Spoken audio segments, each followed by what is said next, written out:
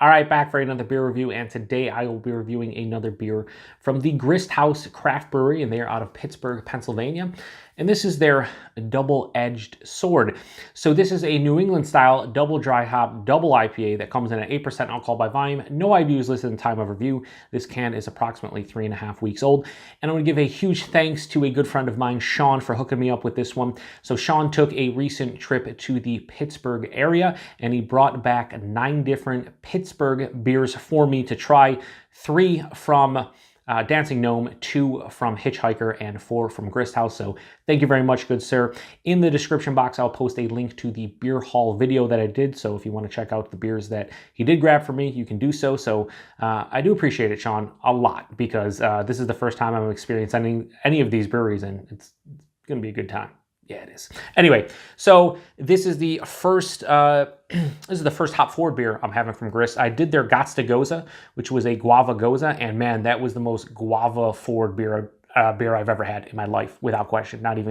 Nothing remotely close to that one, and it was quite tasty. So I'm interested to see what they have to offer with the hop game. I know it's very popular in general when it comes to craft beer, New England style IPAs, and Grist House apparently does a pretty solid job. So let's crack this open and get it into a glass using the Voodoo Brewery Tiku, because not hashtag proper glassware, but you know, maybe close.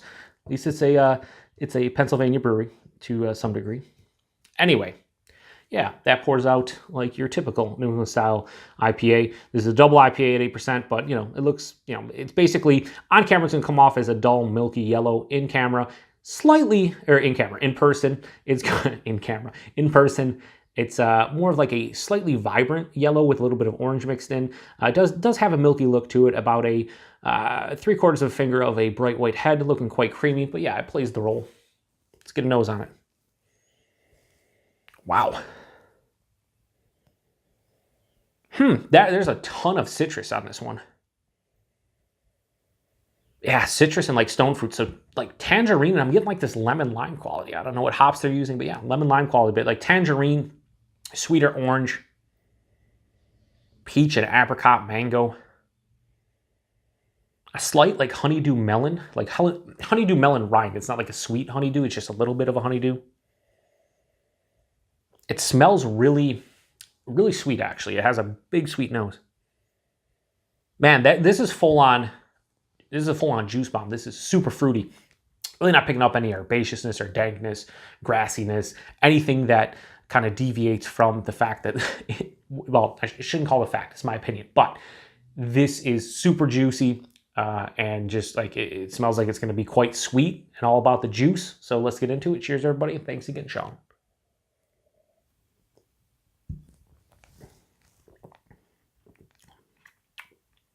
It's really nice. That's a really nice beer.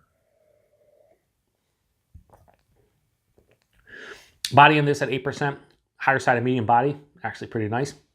The mouthfeel, there's a little bit more carbonation than I'm accustomed to when it comes to New England style IPAs, but it does have a nice, soft, smooth character to it, not really creamy at all, but listen, the body mouthfeel, really nice. The taste on this one kind of follows the nose though, although it kind of leans more towards the citrus side of things. So big tangerine notes in this one, big, like, you know, sweeter orange. Like, I don't want to say blood orange, but just like a sweeter orange. A little bit of a lemon lime as it passes through the palate. Hints of that stone fruit, like a peach, apricot, mango thing, kind of swing side to side. Finishes, right, here's where it's kind of different. I thought it was going to be straight on like 100% just crazy sweet. And while it does finish, you know, leaning towards the sweeter side of things, there is a nice semi-dry finish to this one. There's really no bitterness to speak of. This actually has a sweeter finish, but there is a nice semi-dry finish to kind of offset that to a degree. It still finishes sweeter than, I was going to say sweeter than I like.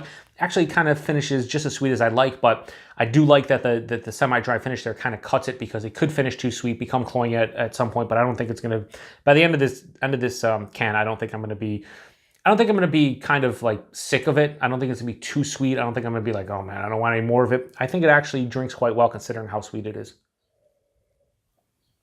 I do wish there was a little bit more of like a you know, like herbaceousness or dankness or grassiness or spiciness or something, you know, even a pine resin, something in this one to kind of break up the monotony of a, you know, full-on sweet attack of juicy fruits. But what kind of the New England style is all about is that juicy fruit character. So yeah, I mean, this is really nice.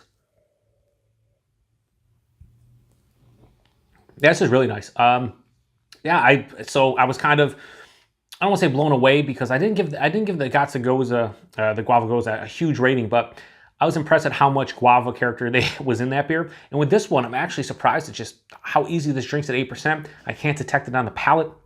And, you know, there's a little bit of warming in the chest, but it's 8%. You can't expect that. But on the palate, no alcohol astringency. Yeah, this is a really good beer. So, double-edged sword from Grist House. I'm going to give that a straight on 4.25 out of 5. I think it deserves it. It's a pretty damn tasty beer. And my experience with Grist House so far, they're kind of 2 for 2. Didn't know what to expect from them, but I'm enjoying what they are producing based on the small sample size that I have right now. But I'm really happy that Sean hooked me up with a bunch of Pittsburgh area beers because they seem to be killing it. And I have 2 more from Grist House to review. And if this is any indication, I'm in for a treat. So appreciate everybody stopping by for another beer review here on the Beer Patrol. Thanks once again to you, Sean, for hooking me up with all these beers. So far, it's been awesome. Anyway, talk to you guys later. Cheers.